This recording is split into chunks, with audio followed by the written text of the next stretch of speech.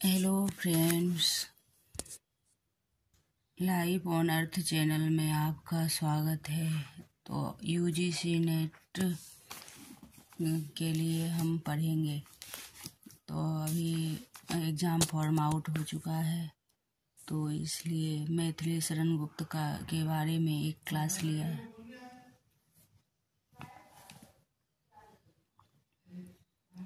तो फिर और आगे मैथिली शरण गुप्त के बारे में देखते हैं। मैथिली शरण गुप्त का जन्म है 1886 से मृत्यु 1964 और आधुनिक युग का इनको तुलसी कहा गया है। और साकेत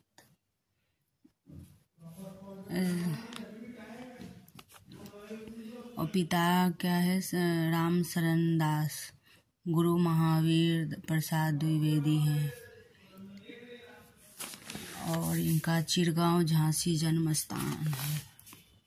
साकेत का प्रथम सर्ग सरस्वती वंदना से प्रारंभ होती है। तो साकेत रचना में प्रथम, अष्टम और द्वादश सर्ग के उत्तरार्ध में उर्मिला और लक्ष्मण की का मिलन वर्णित है। तो मैथिली शरण गुप्त को साकेत लिखने की प्रेरणा सन 1908 ईस्वी में सरस्वती पत्रिका में महावीर प्रसाद द्विवेदी द्वारा छदम नाम भुजंग भूषण भट्टाचार्य से लिखे कवियों के उर्मिला विषयक उदासीनता शीर्षक लेख से मिली है। तो ये महत्वपूर्ण है। और महावीर प्रसाद द्विवेदी का यह लेख रविन्द्रनाथ टैगोर के लेख काव्येतर उपेक्षिता से प्रभावित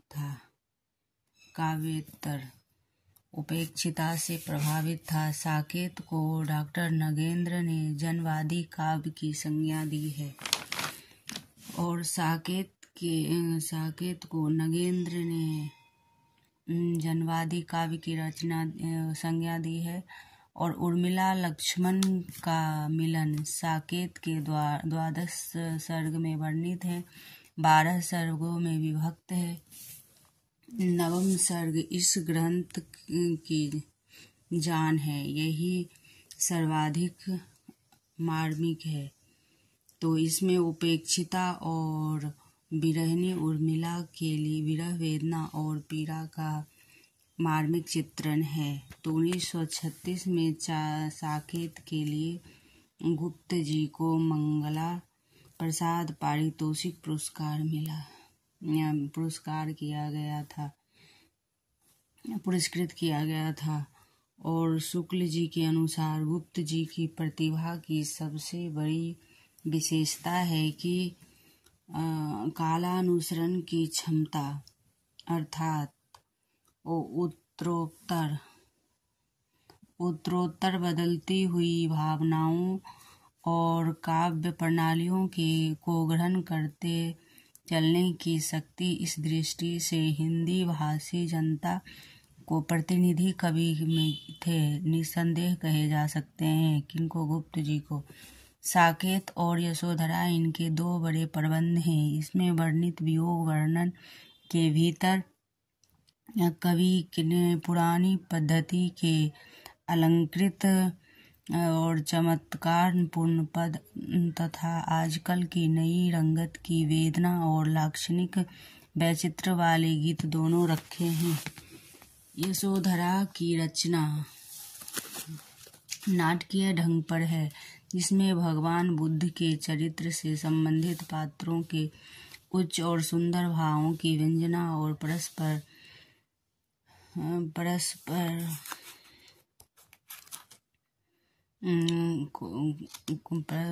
कथोपकथन है, जिसमें कहीं भी गद्य भी है। तो लाला भगवान दीन के बारे में देखते हैं। 1866 से 1930 तक द्विवेदी योगिन कवि हैं ये। तो प्रबंध ये नाथू राम शर्मा गर्भरंडा रहस्य का है। नाथूराम शर्मा, श्रीधर पाठक, महावीर प्रसाद द्विवेदी, अयोध्या सिंह उपाध्याय 1864-65, जगन्नाथ दास 66, राय देवी 1868, रामचरित्र उपाध्याय 1872, रामचरित्र चिंतामणि प्रबंध का 1920, सत्यनारायण कविराज 1880, गया प्रसाद शुक्ल स्नेही 1883 प्रबंध का, मैथिली शरणगुप्त 1886, ठाकुर गोपाल 1891 और राम नरेश त्रिपाठी वियोगी हरि 1995।